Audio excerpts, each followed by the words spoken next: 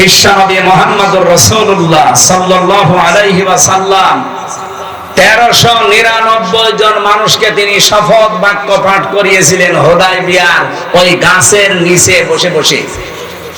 এই ঘটনা কোনোদিন শোনেননি? কি কি শুনেছেন আপনি? 1399 জনকে বললেন আমার হাতে হাত দাও। ওরা উসমানকে মেরে ফেলেছে, একটা নিরপরাধ মানুষ উসমান। এই নিরপরাধ নির্দোষ মানুষকে মেরে ফেলেছে, এই হত্যার বদলা না নিয়ে আমরা কেউ যাব না। দরকার হয় 1399 জন শহীদ হয়ে যাব। বিশ্বনবী যখন হাত ফেলে দিলেন, সবাই হাত দিয়েছে। আল্লাহ পাক বলেন আমার নবী তখন নিজের বাম হাতটা উপরে তুলে দিলেন, ডাক দিয়ে বললেন সাহাবীরা, সূরা ফাতহার 18 নম্বর আয়াত এই মাত্র নাযিল হয়েছে, লাকাদ রাদিয়াল্লাহু আনিল মুমিনিন। আল্লাহ পাক বলেন অবশ্যই আমি আল্লাহ রাজি হয়ে গেছি, না রাজি হব, গেছি। রাদিয়া এটা মাঝি পাস্ট অতীতের শব্দ। এর আগে আবার লাকাদ আছে। আল্লাহ গ্যারান্টি দিয়ে বলছেন আমি কিন্তু রাজি হয়ে গেছি।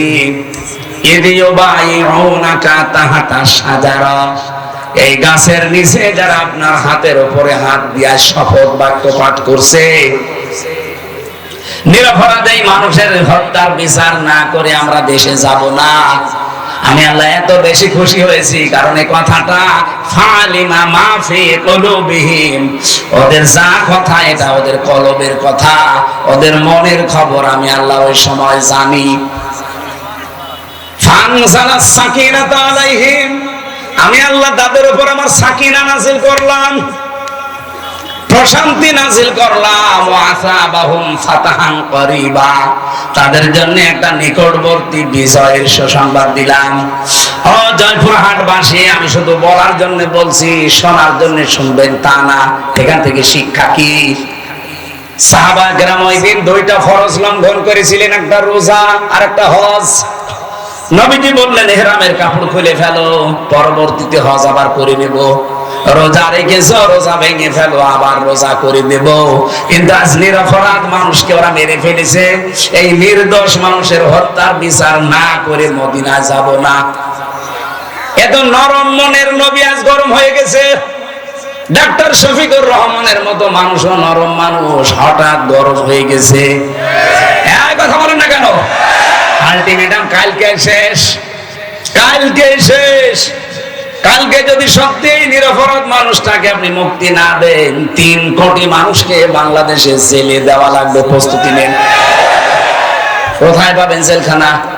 বাংলাদেশে যতগুলো জেল আছে সবচাইতে বেশি যদি মানুষ আটকিয়ে রাখেন 1,10,000 মানুষ আসবে, এরপর আসবে না। আপনি 3 কোটি মানুষ রাখবেন কোথায়? সুতরাং দেশটা যেন অশান্ত না হয়ে যায়, এই ছোট্ট বিষয়টাকে বড় করে না দেখে তাড়াতাড়ি কালকে ওনারে মুক্ত বাতাসে ফিরিয়ে দেন। হ্যাঁ, কথা বলেন না কেন?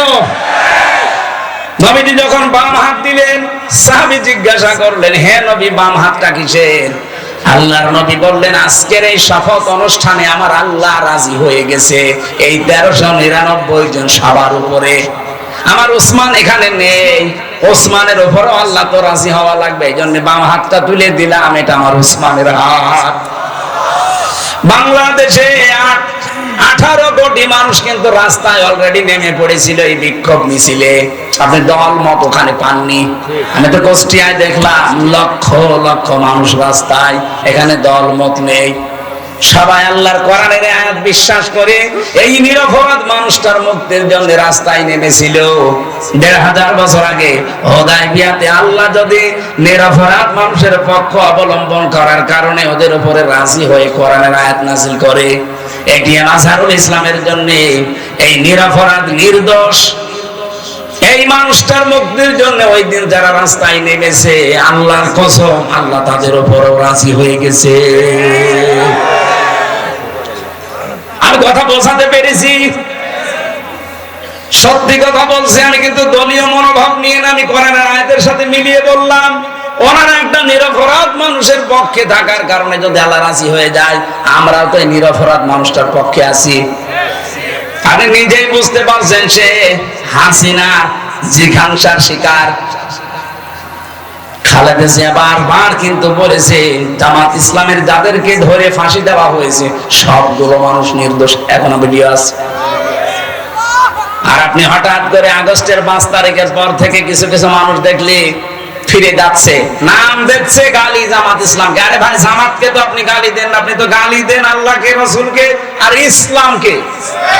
বলে ইসলাম নিয়ে নাকি আমরা ধর্ম ব্যবসা করে খাই। আরে শয়তান, সারা জীবনে আমাদের এই পোশাক আশাক চরিত্র একই আছে। ধর্মের নামে যদি ব্যবসা দেশে কেউ করে খেতে চায়, যারা শুধু ভোট আসলে টুপি মাথায় দেয় তারা। আজকে লুৎফুজ্জামান বাবরের বক্তব্য শুনেছেন, একটা জনসভা হচ্ছিল। উনি বলছে আমি জেলখানায় 17 বছরে যাবার পর আমার সাথেও ছিল লোকটা 2 মাস। আমি যে ঈমান এনেছি, আমার মতো ঈমান আমার মনে হয় দেশের সবাইকে জেলে দেওয়া দরকার, তাহলে আমার মতো এরকম শক্ত ঈমানদার হবে। আসলেও তাই। যারা ফটর ফটর করছে, এই যে চাঁপাইনবাবগঞ্জের হারুন আর ওর বউ, এই 2 জনকে জেলে দেওয়া দরকার ছিল, কারণ এই 15.5 বছরে একদিনের জন্য হাসিনার রোষানো বেদনা পড়েনি। বিনা ভোটের এমপি তারা হয়েছিল। 2 বার জেলে গেছে হারুন, একবার রিলিফের টিন আত্মসাৎ করার কারণে, আর একবার শুল্ক মুক্ত গাড়ি যেটা সরকার দেয় ওটা বিক্রি করে দেওয়ার কারণে। দলীয় কারণে, ইসলামের কারণে, দেশের কারণে একবারও তারা জেলে যায়নি। জেলে গেছে নিজেদের অপরাধের কারণে। আর তারা যদি এখন এই নিরপরাধ মানুষদের বিপক্ষে কথা বলে, এটা মেনে নেওয়া যায় বলেন? কিছু কিছু মানুষের কথাবার্তা এমন এমন শুনতে পাচ্ছি। এখানে যারা দায়িত্বে আছেন বড় বড়, আপনারা মাজলুম মানুষ। আমরা আশা করব আপনারা এমন কথা বলবেন না যে আপনার কারণে, আপনার কথার কারণে এদেশের হাজারো হাজারো হাজারো মানুষের অন্তরে আঘাত লাগে। কি আমি নাম নিতে পারলাম নয় মানুষগুলো। আশা করছি আপনারা পরিবর্তন হবে। এখানে দিন থেকে ফিরে গেলে আল্লাহর কোন লস আছে, কোন ক্ষতি আছে? আয়াতটা নাযিল হয়েছিল হযরতে রাসূলুল্লাহর জীবনের ওই সময়ে, যখন কিছু মানুষ দিন থেকে ফিরে চলে যাচ্ছিল, যে রাসূলুল্লাহকে বিপদে ফেলে দেবে, যে আমরা তোমার পেছনে নেই, তোমার এই দিন কি করে চলে আমরা দেখবো। আল্লাহ তখন এটা নাযিল করলেন। আবু বকর সিদ্দিক রাদিয়াল্লাহু তাআলা আনহু, তিনি ক্ষমতা নেওয়ার পর, তিনি খলিফা হওয়ার পর চারিদিকে আল্লাহর দিন থেকে বেরিয়ে যাওয়ার হিড়িক তৈরি হয়েছিল। বিশেষ করে কিছু ধর্মত্যাগী, এদিকে তাকান, কিছু ধর্মত্যাগী তারা আল্লাহর দিনের গুরুত্বপূর্ণ বিধান যাকাত এইটা পর্যন্ত দিতে অস্বীকার করেছিল। এটা ইতিহাসে শোনেননি? আবু বকরের সময় এসে তারা আল্লাহর বিধান যাকাত, ওরা বলছে আমরা দেব না। হযরতে আবু বকর ঘোষণা দিয়ে দিলেন, রাসূলুল্লাহর জামানায় যারা যাকাত দিতেন, আমার এই সময় এসে যদি যাকাতের একটা ছাগলের দড়িও দিতে কেউ অস্বীকার করেন, আমি আল্লাহর নবীর সাহাবী আবু বকর একা হলেও তার বিরুদ্ধে যুদ্ধ করব। আজ বাংলাদেশের দিকে আমি মিলালাম এই আয়াতটা। কত মানুষ তো ফিরে চলে যাচ্ছেন, রাজনৈতিক ভাবে, দলীয় ভাবে, ধর্মীয় ভাবে। যদিও রাজশাহী, খুলনা এই 2টা বিভাগ এখনো পর্যন্ত এর প্রভাব পড়েনি, অন্যান্য বিভাগে অনেক বেশি পড়ে গেছে ধর্মীয় কায়দায়। হাজারো মানুষকে আমরা দেখছি দিন থেকে তারা ফিরে চলে যাচ্ছে। আর তারা মনে করছে আমরা দিনই মানছি, অথচ ওটা দিন না। বিশেষ করে কুমিল্লা, ব্রাহ্মণবাড়িয়ায় যে আমার তাহেরি ভাই, আমি নাম ধরে বললাম, কারণ তারা দিন থেকে মানুষকে দূরে সরিয়ে অন্য জায়গায় নিয়ে চলে যাচ্ছে। ওরা যা করছে আল্লাহর কসম ওটা ইসলাম না। দয়াল বাবা, কেবলা বাবা, ফতে বাবা, শাহ আলী বাবা, কেল্লা বাবা, এ কোনো ইসলাম? বলেন কোন ইসলাম? এরা মানুষকে এভাবে দূরে সরিয়ে নিয়ে চলে যাচ্ছে। বাংলাদেশে শুধু ওনারা না, বহু মানুষ এই 15.5 বছরে বেশি করেছে এগুলো, এখনো ওরা থেমে নেই। বিভিন্ন কায়দায় মানুষকে দূরে সরে নিয়ে যাচ্ছে আসল দিন থেকে। আসল দিন ওই যে মাওলানা আবু বকর বলছিল না, যে পৃথিবীতে সবচাইতে বড় দিনের কাজ হচ্ছে একামতের দিন। কারণ এটা কায়েম না হলে আপনি সুদ থেকে বাঁচতে পারবেন না, এটা কায়েম না হলে ঘুষ থেকে বাঁচতে পারবেন না। এক কথা বলেন না কেন? এটা কায়েম না হলে আপনি জীবনেও জিনা, ধর্ষণ থেকে বাঁচতে পারবেন না। এই যে চিন্তায় হচ্ছে, প্রশাসন পারছে না কন্ট্রোল করতে, এইটা এনে দিন, প্রশাসনও লাগবে না। মানুষের ভেতরে যখন তৈরি হয়ে যাবে, আমরা ওইটা তৈরি করার জন্য চেষ্টা আছি। ভাই যারাই দায়িত্বে আছেন আপনারাই থাকেন, আপনাদেরকে দিয়ে আমরা কোরআনের এই আয়াতগুলো প্রয়োগ করাবো, দেশটা হয়ে যাবে মিনি জান্নাত। এক কথা বলেন না কেন? যতদিন এটা না আসবে, হাজারো চেষ্টা করলেও আপনি পারবেন না। একদিকে চেষ্টা করবেন, 10 দিকে ভেঙে চলে যাবে। এজন্য আপনাদের চাইতে যেহেতু বাস্তবতা আমি দেখেছি বেশি, বয়স আমার ছোট, তাতে কি, রাত আমরা যখন গভীর হয় দেখি রাতের বেলায় 3টা জিনিস রাস্তায় পাওয়া যায় বেশি, একটা বক্তা, একটা কুত্তা, আর একটা পুলিশ। রাত বেশি হলে এদের পাওয়া যায় না। রাস্তায় যাবে, হয় দেখা হবে কোনো বক্তার সাথে, নাই কুত্তার সাথে, নাই পুলিশের সাথে। এই জন্য বাস্তবতার দিকে তাকিয়ে বলছি, বয়স ছোট তাই কি, আমি অনেক কিছু বাস্তবতায় বুঝি। এই জন্য আহ্বান জানাচ্ছি, সব বাদ দেন ভাই। আল্লাহর দিন থেকে, দিনের নাম নিয়ে আপনাকে ফেরত নিয়ে চলে যাচ্ছে। ধর্মীয় কায়দায়, রাজনৈতিক কায়দায়, দলীয় কায়দায়, বিভিন্ন কায়দায় আজ দিন থেকে মানুষ চলে যাচ্ছে। রব্বুল আলামিন ঘোষণা দিয়ে জানিয়েছেন, ওয়াইন তাতাওয়াল্লাউ ইস্তাবদিল কওমান গায়রাকুম সুম্মা লা ইয়াকুনু আমসালাকুম। সূরা মুহাম্মদ। যদি তোমরা মুখ ফিরিয়ে নাও আমার দিন থেকে, আমি আল্লাহ এমন একটা দল তোমাদের উপরে নিয়ে আসবো যারা তোমাদের মতো হবে না। তারা আমাকে ভালোবাসবে, আমি নিজেও তাদেরকে ভালোবাসবো। তারা কারা? তাদের আল্লাহ কয়েকটা গুণ দিয়েছেন। দেখেন তো, বাংলাদেশে 72টার উপরে দল, 48টা নিবন্ধিত দল, আর একটা হলে আমরা 49টা থাকতাম, আমাদেরটাও ছিল। কিন্তু শয়তানরা রাগ করে, হিংসা করে, রাজনৈতিক প্রতিহিংসার কারণে আমাদেরটা আটক করে রেখেছে। আমাদের নিবন্ধন ছিল না, আমাদের মার্কা ছিল না। এই কথা বলেন না কেন? আরে ভাই, সরকার ছিল অবৈধ, রায় দিয়েছিল অবৈধ, আমাদেরটা নিবন্ধন আটকে রেখেছিল অবৈধ ভাবে। তার অবৈধ কিছু থাকার কথা না, কেন এটা আটকে রাখবেন? কোন, আমি আবার বলছি, কোন হাইকোর্ট আমরা দেখতে চাই না। বাঙালিকে হাইকোর্ট দেখাবেন না, খুব তাড়াতাড়ি আমাদের মার্কার নিবন্ধন ফেরত দেওয়া লাগবে। এটা আপনারা রাজি আছেন না? দেখেন তো, হাত তোলেনি কে? দেখেন, ওই যে পেছনের হাত তোলেনি, হাত তোলেন। ওরা তাও তোলেনি, ওরা মনে হয় ওই দলের। ঠিক আছে, সারা দেশ থেকে এভাবে 18 কোটি মানুষ একবারে দাঁড়িয়ে যাওয়া দরকার। আপনি বৈধ জিনিস দেবেন না কেন? এই মার্কা নিয়ে যদি আল্লামা দেলাওয়ার হোসাইন সাইদি দাঁড়িপাল্লা মার্কা নিয়ে যদি এমপি হতে পারে, সেই মার্কা নিয়ে সামনে সাইদ সাহেব হতে পারবে না? বলেন। আমরা চাই দেশে 300 এমপি হবে সামনে। 151 জন মানুষ জানো ফজলুর রহমান সাইদের মতো বুকে কোরআন নিয়ে সংসদের সামনে যেতে পারে। মাত্র 151 জন। 300 জনের ভেতরে যদি যেতে পারে, আমি আল্লাহর কসম দিয়ে বলতে পারি, নামাজের ওয়াজ এই দেশে আর করা লাগবে না, যাকাতের ওয়াজ করা লাগবে না, পর্দার ওয়াজ করা লাগবে না, জিনার ওয়াজ করা লাগবে না, এমনি তার পরের দিন বন্ধ হয়ে যাবে। সাইদ সাহেবের মতো 151 জন বলবে, মাননীয় স্পিকার, আমরা নামাজের বিল চাই। উনি বলবে, ঠিক আছে, হাত তোলেন কারা কারা চান। 300-র ভেতরে এরকম 151 জন হাত তুললে ওটা পাস হয়ে যাবে।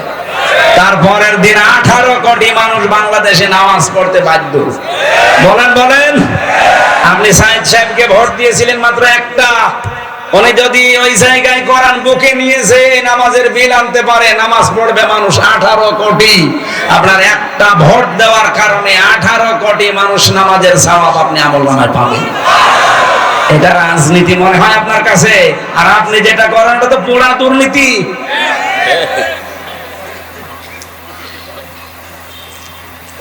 হ্যাঁ, ক্ষমতার জন্য কেউ যদি লালায়িত থাকে তাকে ভোট দেওয়া যাবে না। কিন্তু এমন এমন জায়গা আছে যেখানে ক্ষমতা চেয়ে নেওয়া জায়েজ আছে। হযরত ইউসুফ বলা জাআলনি আলা খাযাইনিল আরদি ইন্নী হাফিজুন আলীম। হযরত ইউসুফ আলাইহিস সালাম বলেছিলেন, বাদশা, ওটা আমারে দেন, আমি সংরক্ষণ করতে পারবো। সুতরাং বাংলাদেশে অর্থনৈতিক ভাবে আল্লাহর ওলি কারা, এদেশ কিন্তু প্রমাণ পেয়ে গেছে। হ্যাঁ, কথা বলেন না কেন? আপনি যা মনে করেন, রাগ করেন, খুশি হন, আমার ওটা দেখার দরকার নেই। বাস্তবে আমি বলছি, বাংলাদেশে রাজনৈতিক ভাবে এবং অর্থনৈতিক ভাবে আল্লাহর ওলি হচ্ছে জামাত শিবির। আপনি দেখেন 4 আনা এদিক ওদিক পাবেন না, তার প্রমাণ এখনো ইসলামী ব্যাংক। সুতরাং এরা যে প্রমাণ দিয়ে দিয়েছে যে অর্থনৈতিক ভাবে এরা আল্লাহর ওলি, 4 আনা এদিক ওদিক হয় না। এদের 2 জন মন্ত্রী ছিল, এখনো পর্যন্ত তাদের মাটির বাড়ি উপরে টিন। মন্ত্রী মাটির বাড়ি উপরে টিন, 26টা টাকা বেঁচেছিল, ওটা আবার ফেরত দিয়েছে। আর আপনি মন্ত্রী, 620টা বাড়ি আপনার। এখানে অর্থনৈতিক ভাবে যে কারা আল্লাহর ওলি, এটা কি আর প্রমাণ দেওয়া লাগবে? এইরকম মানুষ যদি দায়িত্ব চেয়েও নেয়, তাও দেওয়া জায়েজ আছে, কারণ তারা সংরক্ষণ করতে পারবে। কথা বলে না কেন? আর আমরা চাই এই দেশটা যেন এইভাবে সংরক্ষিত হয়। কেন নামাজের ওয়াজ করা লাগবে দেশে? কেন যাকাতের ওয়াজ করা লাগবে? ও মা বোনেরা পর্দায় থাকো কেন বলা লাগবে? খালি এরকম মানুষগুলো 151 জন একটু পাঠিয়ে দেন, ওয়াজও করা লাগবে না, এমনি মানুষ মেনে নেবে। আইন আমরা তৈরি করতে পারছি না, কারণ এরকম মানুষ আমরা নেই। ওখানে যা আছে আল্লাহর আইনের পক্ষের লোক নেই। এজন্য আগামী থেকে যেহেতু এরকম একটা সুযোগ আসতেছে, অনেকে দেখছি এখন দিনের দিক থেকে মুখ ফিরিয়ে চলে যাচ্ছে। আল্লাহ বলেন, আমি একটা দল নিজে তৈরি করছি, ওই দলের গুণাগুণ যার সাথে মিলবে আপনি সেই দলে যোগ দেবেন। কয়টা গুণ? 3টা। বলেন বলেন, আরো জোরে বলেন। আদিল্লাতিন আলাল মুমিনিন আইজ্জাতিন আলাল কাফিরিন। আল্লাহ বলেন, প্রথম গুণ হবে ওই দলের লোকদের, তারা নিজেদের ভেতরে পরস্পর রহম দিল হবে, কমল হৃদয়ের হবে। কোথায়? আমার বাড়ি কুষ্টিয়া। কোথায় বাড়ি? এটিএম আজহারুল ইসলামের বাড়ি রংপুর বদরগঞ্জ। কত দূরের মানুষ আমরা? প্রায় 350 কিলোমিটার দূর। এরপরও আপনি দেখতে পারেন নিজের আপন ভাইকে আমি যতটুকু ভালো না বাসি, তার চাইতে দ্বীনের কারণে, ঈমানের কারণে, ইসলামের কারণে আজহারুল ইসলামকে তার চাইতে 100 গুণ বেশি ভালোবাসি। কেন এটা তৈরি হয়েছে? আল্লাহ বলেন, আসিল্লাতিন আলাল মুমিনিন, তারা মুমিনদের প্রতি হবে রহমদিল। এটা তৈরি করে দিয়েছে কে? আরো জোরে। আপনি দেখেন, একামতে দিনের দায়িত্বে সারা বাংলাদেশে যারা আছে, মনে হয় তারা সবাই এক ভাই, অথচ নিজের আপন ভাই ইসলাম মানে না, দিন মানে না, তাকে আমি জানের শত্রু মনে করি শুধু ইসলামের কারণে। কথা বলেন না কেন? আদিল্লাতিন আলাল মুমিনিন আইজ্জাতিন আলাল কাফিরিন, কাফেরদের প্রতি তারা হবে কঠোর, ভয়ঙ্কর। আগস্টের 5 তারিখের পরে এই দেশে ইসলামের বিরুদ্ধে কোন কথা বলার সাহস কেউ দেখালে সবচাইতে বড় কড়াকড়ি ভূমিকা পালন করে দেশের একামতে দিনের কর্মীরা এবং ইসলামপন্থী যারা, তারা। আপনি দেখেন অন্যদের চাইতে এরা কড়াকড়ি বেশি, কারণ এরা কোরআনের আয়াত মেনে চলে। ইউজাহিদুনা ফি সাবিলিল্লাহ, তারা আল্লাহর রাস্তায় জিহাদ করে। লা ইয়াখাফুনা লাউমাতা লাইম, কোন তিরস্কারকারীর তিরস্কারকে তারা পাত্তা দেয় না। এই জন্য আমিরে জামাতের ঘোষণা 2 দিন আগে শোনেননি, আপনারা আমাদেরকে চোখ রাঙাবেন না। সমালোচনা করেন, ওয়েলকাম জানাবো, কিন্তু কারো চোখ রাঙানি খাওয়ার জন্য আমরা বড় হইনি। আমরা দিনের কাজ করছি আল্লাহর দিকে তাকিয়ে, কারো তিরস্কারের ভয় আমরা পাই না। কে আমাকে ভালো বলবে, কে আমাকে যুদ্ধ অপরাধী বলবে, দেশ বিরোধী, ওটা আমার দেখার দরকার নেই। আমি কাজ করছি কার জন্য? বলেন বলেন। এই যে 3টা গুণ বললাম, বলেন 73টা দল এখন বাংলাদেশে, 72টা। কোন দলের ভেতরে 3টা গুণ বেশি পাওয়া যায় আপনি বলেন? আল্লাহ বলেন, এই মানুষগুলোকে আমি ভালোবাসি, তারাও আমাকে ভালোবাসে। যালিকা ফাদলুল্লাহ, এটা আল্লাহর অনুগ্রহ। ইউতিহি মাইয়াশা, যাকে তাকে আল্লাহ দেয় না, যাকে পছন্দ করে তাকে দেয়। আল্লাহু ওয়াসিউন আলিম, এবং আমি আল্লাহ প্রশস্ত প্রাচুর্যময়। এই আয়াতের পরের আয়াতে আল্লাহ 3টা গুণ দিয়েছেন। এদিকে তাকান, আপনাকে আমি কোরআন দিয়ে শোনাচ্ছি, আমার বাবার কথা না। আল্লাহ পাক যেই দলকে নিজে নিয়ে আনবেন বলছেন, ফাসাউফা ইয়াতিল্লাহ বিকওমিন, আল্লাহ বলেন এমন একটা দলকে আমি নিয়ে আনবো, এই দলকে আমি অনুমাক্কিনা লাহুম ফিল আরদ, জমিনের শাসন ক্ষমতা দেব। কেন দেব জানো? অনুরিয়া ফিরাউনা ওয়া হামানা ওয়া জুনুদাহুমা মিনহুম মা কানু ইয়াহদারুন। আমি ফেরাউনকে, হামানকে আর তার দলের লোকদেরকে, সৈন্যবাহিনীকে দেখাতে চাই তারা সবচাইতে বেশি ভয় যাদেরকে পেত তাদেরকে আমি জমিনের শাসন ক্ষমতা দিয়ে দিয়েছি। এই 54 বছরে এই দেশের জালেমরা সবচাইতে বেশি ভয় পেয়েছে কিন্তু দেশের একামতে দিনের নেতা কর্মীদেরকে। ওদের সবচাইতে বেশি ভয় এদেরকে। এদেশে আর দল নেই ইসলামী দল, কারো উপরে কিন্তু বাতিলের টার্গেট না, টার্গেট শুধু যারা দিন কায়েম করে তাদের। এই কথা বলেন না কেন? আল্লাহ বলেন মিনহুম মা কানু ইয়াহদারুন, ওরা সবচেয়ে বেশি ভয় যাদের পেত তাদেরকে আমি ক্ষমতা দান করলাম। সে আল্লাহ এখন নেই। উনি যেহেতু আয়াতে বলছে আমি দান করব, ফাইন্না হিজবাল্লাহি হুমুল গালিবুন, আমার দল এরাই হবে গালেব সামনে। সুতরাং এই আয়াতটা আমরা দেখতে চাই, সামনে যেন আল্লাহ আমাদের চর্ম চোখে দেখায়। বলেন আমিন। গুণের কথা বললাম কয়টা? 3টা। বলেন আরো জোরে বলেন। 1 নম্বরে আল্লাযীনা ইউকিমুনাস সালাত, যারা নামাজ কায়েম করে। নামাজ কায়েম কিন্তু এই জিহাদের কাজ না, সাইদ সাহেবের কাজ না। নামাজ কায়েমের দায়িত্ব রাষ্ট্রের। কথা বলেন এখানে। আল্লাযীনা ইম্মাক্কান্নাহুম ফিল আরদি আকামুস সালাহ, আমি যদি এরকম মানুষদেরকে দায়িত্ব দেই, শাসন ক্ষমতা পেয়ে তারা নামাজের বিল কায়েম করবে। সুতরাং বাংলাদেশে যারা নামাজ কায়েম করতে চায়, 1 নাম্বার গুণ। 2 নম্বরে যাকাত, যারা যাকাত দিতে চায়। বাংলাদেশে যাকাত আদায়ের দায়িত্ব কি আমার? রাষ্ট্রের। কাজ বলেন বলেন। তাহলে এই দেশ যদি ইসলামের হাতে তুলে না দেন, যাকাত ভিত্তিক অর্থনীতি কায়েম হবে? আজ বাংলাদেশে ব্যাংকিং ব্যবস্থার দিকে তাকিয়ে দেখেন তো, ইসলামী ব্যাংকে যে নিয়ম নীতিগুলো মেনে চলে, সব ব্যাংকে যদি এই নিয়ম নীতি থাকতো, সুদের মতোই মারাত্মক গুনাহ মায়ের সাথে জেনা করা লাগতো না। সুদ খাওয়া আর মায়ের সাথে জেনা করা সমান। কে কথা বলে না কেন? আমরা ইসলামী অর্থনীতির মুশারাকা, মুদারাবা, মুরাবাহা, বায়ে সালাম, বায়ে ইস্তেসনা, বায়ে মুআজ্জাল, ওয়াহিদা, এরকম 28টা নিয়ম আছে ইসলামী ব্যাংক যেগুলো মেনে চলে। বাংলাদেশের সোনালী, রূপালী, চৈতালি ব্যাংক আছে, ওটাও হবে। যত রকমের ব্যাংক আছে, সোনালী, রূপালী, এরপরে অগ্রণী, চৈতালি, সব ব্যাংকে যদি ইসলামের এই অর্থনীতি আমরা কায়েম করে দিতে পারতাম, মায়ের সাথে জেনা করার গোনা থেকে বাঁচতে পারতাম। অথচ এই গোনা বাংলাদেশে এখন নেই। বলেন বলেন। এখানে অনেকে বসে আছে, এই যে টাকা ছেড়ে রাখেন, 1000 টাকা ছেড়ে দিলে মাসে মাসে 200 টাকা বেশি দেয়। এই নিয়ম নীতি নেই এলাকায়। এটা যারা করছেন, এটা মায়ের সাথে অলরেডি আপনি জেনা করছেন, এটা ছেড়ে দেওয়া লাগবে। আরে ভাই, মায়ের সাথে জেনা করে এসে নামাজে দাঁড়ালে নামাজ হয়? বলেন। যারা এই কাজে আছেন, কারা কারা এটা ছেড়ে দেবেন? হাত তোলেন তো। 2 হাত তুলছে। এই লোকটা নাই, বললো যে হুজুর আপনার মাহফিল নেবো, টাকা ছেড়ে রেখেছে। না বলবো না, তবে 2 হাত তুলবে। আপনি আমার মাহফিল নেবেন, কিসের মাহফিল নেবেন আপনি? না, যারা টাকা ছেড়েছেন ভাই, আপনি না খেয়ে মরে যান, তারপরেও এই কাজটা করেন না। আপনার নামাজ, রোজা, এই যে দাড়ি, টুপি, পাগড়ি সব মাঠে মারা যাচ্ছে। আপনি মায়ের সাথে জেনা করে আসলেন, নাউজুবিল্লাহ।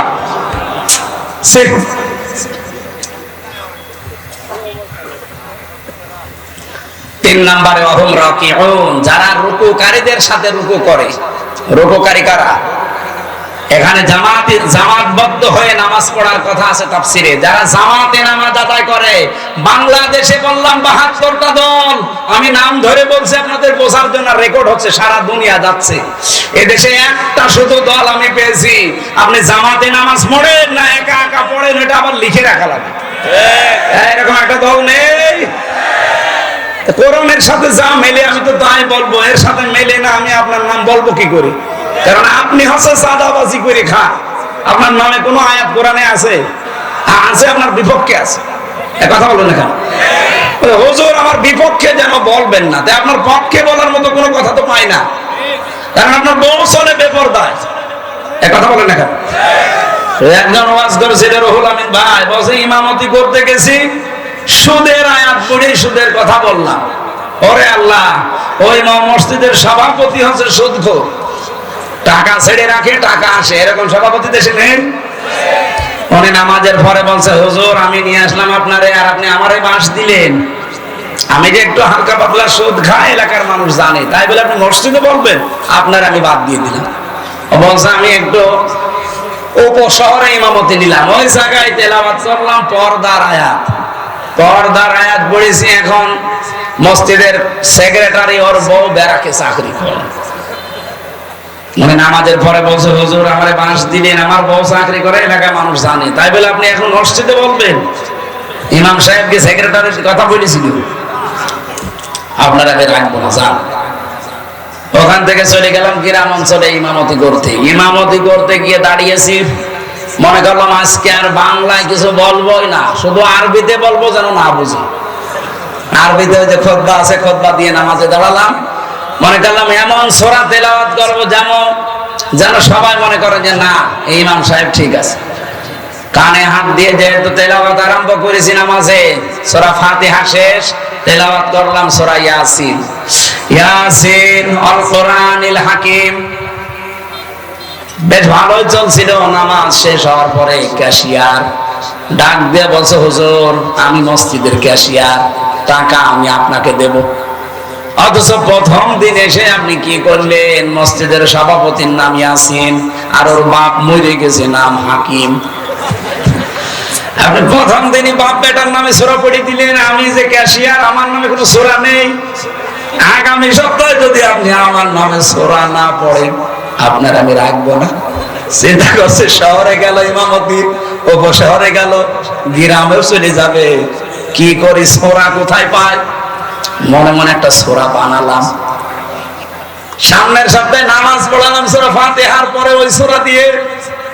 সূরা ফাতিহা শেষ, এবার তেলাওয়াত করা আরম্ভ করলাম। কারণ ওই ক্যাশিয়ারের নাম হচ্ছে বাবর। বাবর নামে কোন সূরা আছে? টান দিলাম, ইয়া আইয়ুহাল বাবর আনতা কালবন ও আবুহু খিনজির ওয়া জাদ্দুকা হিমার ফাইন্নাহুম লাজাহিলুন। টান যখন দিয়েছে মনে করছে সূরা মনে হয় ঠিকই পড়ছে। তেলাওয়াত শেষ হয়ে গেলে নামাজের পরে বলছে, হুজুর খুব সুন্দর হয়েছে, আমার নাম কি সুন্দর করে বললেন, ইয়া আইয়ুহাল বাবর। তা আপনি এই সূরার অর্থ বলেন। ইমাম সাহেব বলছে, এর বাংলা অর্থ হচ্ছে, হে বাবর নিশ্চয় তুই কুকুর। তোর বাবা হচ্ছে শূকর, তোর দাদা গাধা, তোর 14 বংশ মূর্খ। একটা সূরা হইল। আপনাকে এত কিছু নাম ধরে বড় যদি বলেন না আমার নামে কিছু পড়ে না, আমি আপনার নামে পাবো কোথায়? আপনি এমন দল করেন যে দলে নামাজ লিখে রাখা লাগাতো দূরের কথা, নামাজই পড়া লাগে না। কিন্তু আমি এমন দলের কথা বলছি যে দলে নামাজ পড়বেন একা না জামাতে, ওইটাও লেখা লাগে। আবার পরের মাসে দেখানো লাগে যে এই দেখেন আমি নামাজ জামাতে পড়েছি এই কয়েক। তো যদি সত্যি আপনার জামাতে নামাজ না থাকে, আপনাকে থেট দেওয়া হবে, আগামী মাসে সংশোধন হবে। এই কথা বলছেন? এটা একটা বিশ্ববিদ্যালয়ের মতো। কোরআনের আয়াতের সাথে যে তিনটা, আমি তিনটাই মিলিয়ে ফেললাম। কারণ নামাজ কায়েমের আন্দোলন করে দেশে একটা মানুষ, যাকাত ভিত্তিক অর্থনীতি কায়েম করার জন্য চেষ্টা চালায় একটা দল, জামাতের সহিত নামাজ আদায় করার জন্য উদ্বুদ্ধ করে একটা দল। তা আমি আপনার নাম পাবো কোথায়? আল্লাহ পাক বলেন, এইভাবে যে মানুষগুলো তিনটা গুণ অর্জন করবে, আমি আল্লাহ তাদেরকে নিজের পছন্দ করে তোদের উপরে নিয়ে আসবো, তাদেরকে আমি আল্লাহ এদেশের ক্ষমতা দেব। আল্লাহ যেহেতু বলছে, এটা মিথ্যা হওয়ার সম্ভাবনা বলেন বলেন। এই জন্য দিন দিন ইসলামের জোয়ার কিন্তু তৈরি হয়ে গেছে অলরেডি। আমরা আগস্টের 5 তারিখের আগে দেখতাম এই দেশে মানুষ 100 জনের 15 জন বলতো আমরা ইসলাম চাই। আর এখন এই যে ফেব্রুয়ারির 18 তারিখ, আজকে তো 24 তারিখ, 18 তারিখে একটা জরিপ পেয়েছিলাম, এদেশের 100 জনের 66 জন মানুষ বলছে আমরা এদেশে ইসলাম কায়েম চাই। আপনি আর কিছুদিন চাইতে দেন, অভিভাবক এই জয়পুরহাট জেলার শ্রদ্ধাভাজন এসপি স্যার জনাব আব্দুল ওয়াহাব, আল্লাহর নামে নাম, আল্লাহ রাব্বুল আলামিন তার গোলামকে সঠিকভাবে এই জেলার দায়িত্ব যেন পালন, ইবাদত হিসাবে পালন করার তৌফিক দেন। আমিন। একটা সিয়ার দিন, সুবহানাল্লাহ আলহামদুলিল্লাহ। আসসালামু আলাইকুম ওয়া রাহমাতুল্লাহ। লা ইলাহা ইল্লাল্লাহ মুহাম্মাদুর রাসূলুল্লাহ। এই বসো বসো বসো। নরলম ভাই ওসি, আমাদের ওসি সাহেব এসেছে, এসপি সাহেব এসেছে। আপনাদের কিছু ফর্মালিটি আছে, একটু করেন। আমরা 1-1.5 মিনিট সময় দিচ্ছি। সম্মানিত মানুষদেরকে সম্মান দেওয়া ইমানের দায়িত্ব দেন।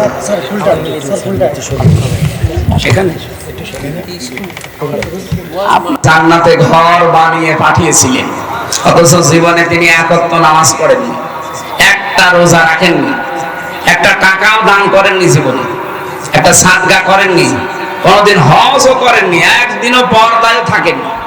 কারণ এই বিধানগুলো সব তার ইন্তেকালের পরে নাযিল হয়েছে। কথা বলতেছে, এই জন্য এগুলো তিনি পালন করতে পারেননি। অথচ আল্লাহ নিজে জান্নাতে ঘর বানিয়ে তার জন্য পাঠিয়ে দিয়েছিলেন দুনিয়ায়। সুসংবাদ জানিয়েছেন একটা মহিলাকে আল্লাহ সালাম দিয়েছেন, তার নাম খাদিজাতুল কুবরা রাদিয়াল্লাহু তাআলা আনহা। আমি তার পুরা জীবনীতে এইটাই পেয়েছি, আল্লাহ রাব্বুল আলামিন সালাম দেওয়া, জান্নাতে ঘর তৈরি করে পাঠিয়ে দেওয়া সুসংবাদ একটা কারণে, তিনি তার স্বামীর পেছনে সব উজাড় করে দিয়েছিলেন। আজ হাজারো পরিবারে স্ত্রীর ছোট মনের কারণে অনেক সন্তান, আমরা যারা স্বামী আছি, মানসিক রোগী হয়ে যাচ্ছে। আমি নিজে স্বামী, এখানে যত স্বামী বসে আছে প্রত্যেক স্বামীর পক্ষ থেকে আমি বলতে পারি, পৃথিবীতে এমন কোন স্বামী নেই যে বিয়ের পরে আমার মা বাবা আলাদা হয়ে যাক, এটা আমরা চাই।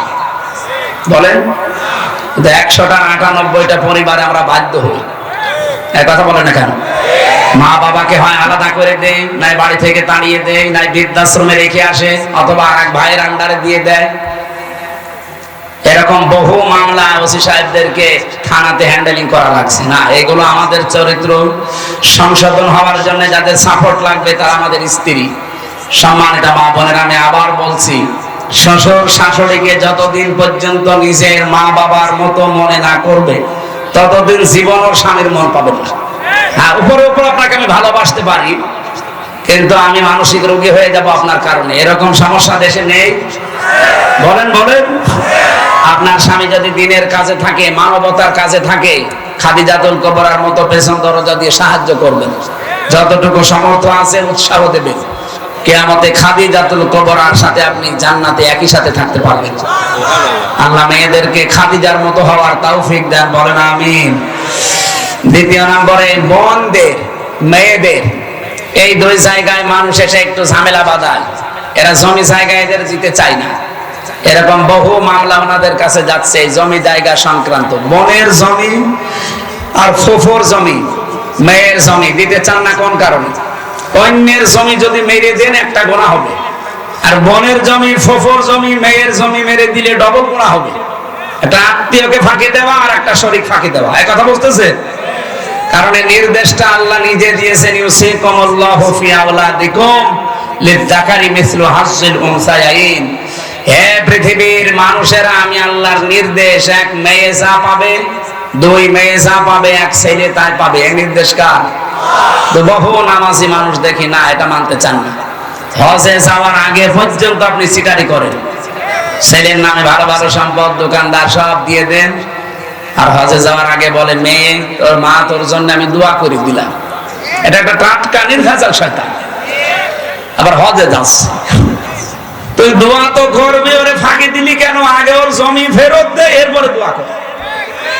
সুতরাং জমি জায়গার বিষয়টা খুব খেয়াল রাখবেন। শুধু নামাজ পড়ে রোজা রেখে কালো বোরকা পরে জান্নাতে যেতে পারবেন না। যারা শরীক ফাঁকি দেন তাদের দুইটা অপরাধ আল্লাহ সঙ্গে সঙ্গে লেখে। এক নম্বরে ওই দিন থেকে আপনার যত ইবাদত বন্দেগী সব কবুল হওয়া বন্ধ হয়ে যায়।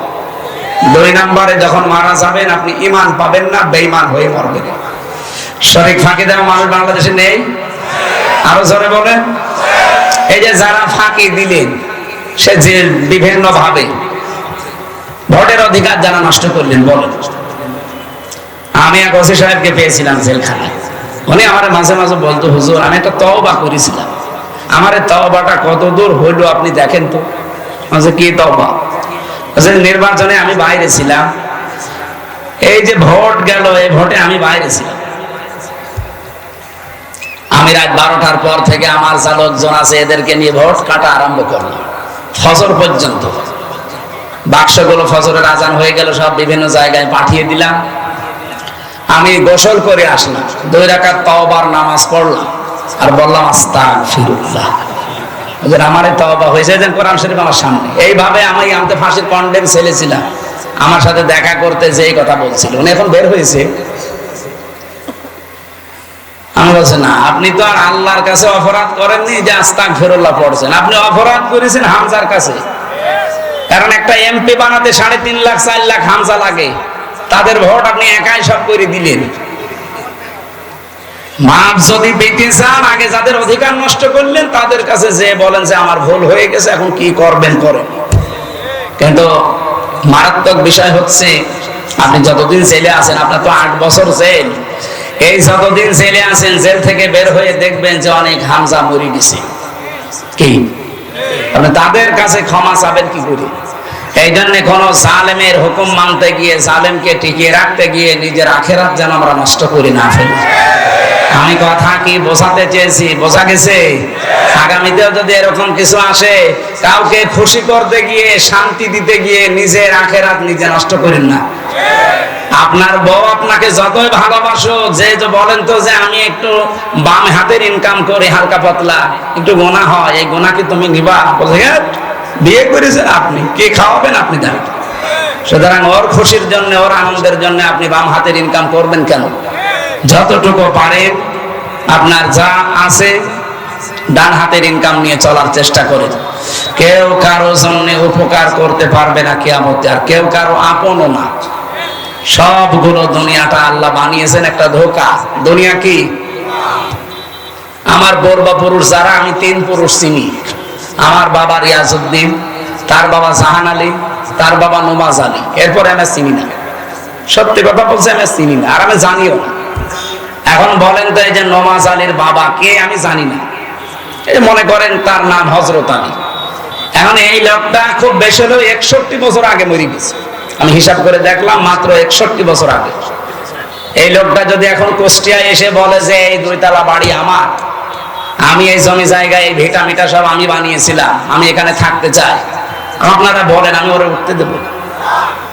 কিসের নমাজ আলীর বাপ আপনি? আমি তো নমাজ আলীকে চিনি না। আমি বেশি বললাম? এটা হবে।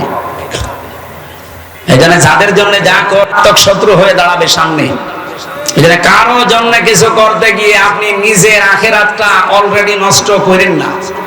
এটা পাগল ছাড়া কেউ করে না। আমি এখন মারা গেলে সত্যি কথা বলছি, বাড়ি নিয়ে যাবেন, আমার বউকে যদি বলেন হামজা মরে গেছে পাহারা দেন, ও বলবে না, জিনার দেন। পাহারা দিতে হলে 3-4 জন দেন, একসাথে দেন। সকাল হলে আমার কবরে দিয়ে দেবে। কবরে দিয়ে হয়তো 2-3 দিন খুব কান্নাকাটি করবে, এত শখের স্বামী আমার মরে গেল। হয়তো 7 দিন আরো বেশি কান্নাকাটি করবে। 4 মাস 10 দিন পরে ঠিক আমার শ্বশুর শাশুড়ি এসে ম্যাডামকে নিয়ে যাবে, বলবে চাল তোর আলাদা বিয়ে দেবো। কয় বছর রাখবে? বিয়ের 7 দিন পরে ওই ম্যাডাম আমার বাবার কাছে কল দিয়ে বলবে, বাবা হামজা তো আর কি ছিল, এখন যে জামা এই 100 ভাগ ভালো। ওই ম্যাডামের কারণে আমি যদি বাম হাতের ইনকাম চালাই। আমি আশা করছি কি বোঝাতে চাই আপনি বুঝেছেন। সৎ থাকার চেষ্টা করেন। ইবাদত বন্দেগী কবুল হওয়ার যে ফর্মুলা, প্রথমটা হচ্ছে হালাল রুজি। ওয়াজ তো এইটাই। এটা যদি আমরা আজ মেনে চলতে পারতাম, বাংলাদেশ দুর্নীতি মুক্ত হতো। কত হাজার হাজার কোটি টাকা পাচার করলেন, কি হলো বলেন? আপনি তাদের দিকে এখন তাকিয়ে বলেন, এই যে সালমান এফ রহমান দরবেশ 36,000 কোটি টাকা, আমার মনে হয় আমি সারা জীবনে গণনা করেও শেষ করতে পারবো না। কিন্তু তার টাকায় কি এখন কোনো কাজ হলো? সে এখন আমার মতো ওই মাটির ফলরে থাকে। আমি আশা করছি আল্লাহ রাব্বুল আলামিন আমাদের আখিরাতটা বিশাল আকারে যেন তৈরি করে দেয়, আমাদের যেন আফসোস না থাকে। মরণের পরে মানুষের শুধু আফসোস একটাই থাকবে, যে সময়টা হেলাই খেলায় আমরা নষ্ট করেছি।